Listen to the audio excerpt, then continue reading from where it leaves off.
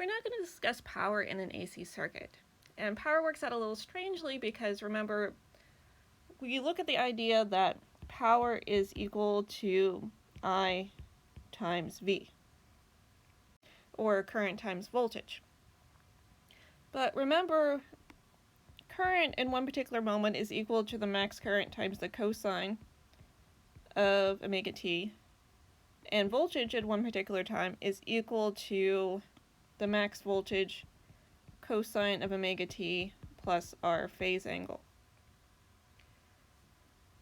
Which means that power is going to vary with time, so we're going to discuss average power rather than instantaneous power.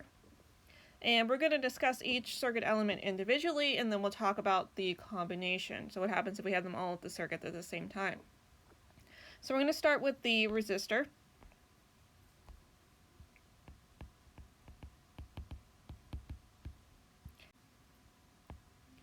Now remember the concept of average. If you're averaging power at two different instances, you're taking P1 plus P2 divided by 2. Now the max values are not going to change. What changes is what's inside of the cosine term. And because the voltage across the resistor and the current are in phase with each other, the values for current and voltage are either both going to be positive or negative. So when you multiply I times V, you're always going to get a positive value. So we can think of the average as simply being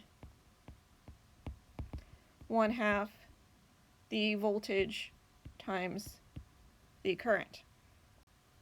However, when we talk about the inductor and capacitor,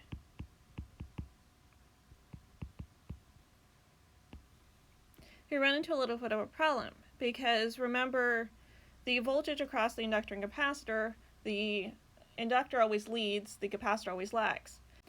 This means that sometimes when you do calculate power, I times V, sometimes it's going to turn out to be negative, sometimes it's going to turn out to be positive, so that when you average those negative and positive values together, you actually end up getting P average is 0, because you're dealing with a cosine function that ranges from 1 to -1.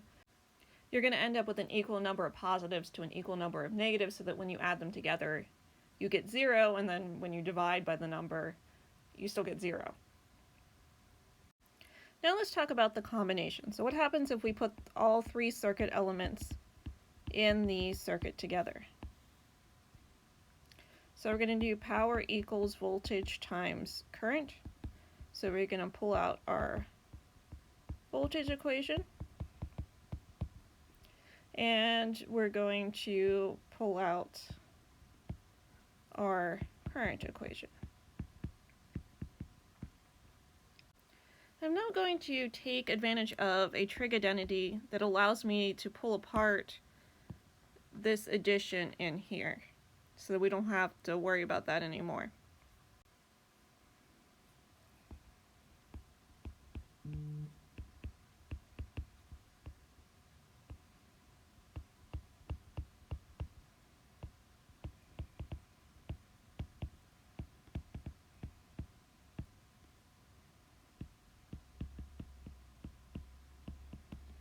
And then I'm going to distribute.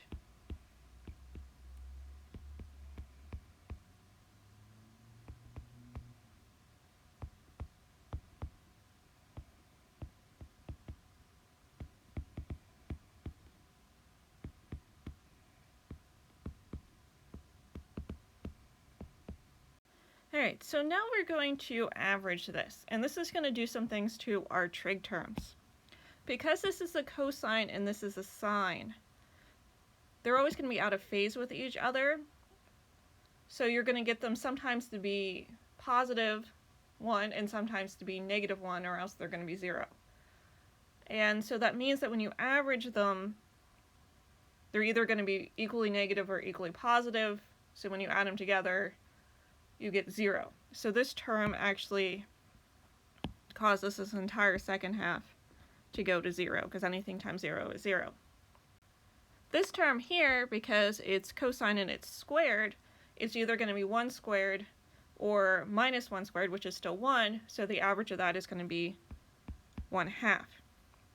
So that when you calculate V average for the combination, you're going to get 1/2 the voltage from the power supply times the max voltage from, or max current from in the circuit, times the cosine of V. And we refer to this cosine of phi term as the power factor. So we're going to call this the power factor.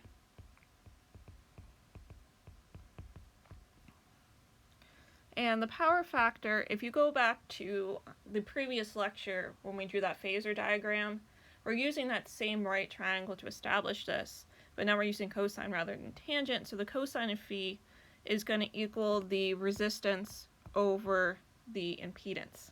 Remember, the impedance is going to be the hypotenuse of the triangle. And the power factor is an interesting conundrum because for low power factors, that means for any given voltage, you need a larger I, or current, to get the same amount of power. But as you increase the current, you get a larger power loss, because remember, we calculate power loss by I squared R. So there's sort of this balance between trying to get sufficient amount of power or voltage through a line versus not wanting to increase the current too much, because then you lose more energy as the energy or the current travels through the circuit. So there's this balance with the power factor of getting the right ratio to the resistance or the impedance so that you can maximize the voltage while trying to minimize the current.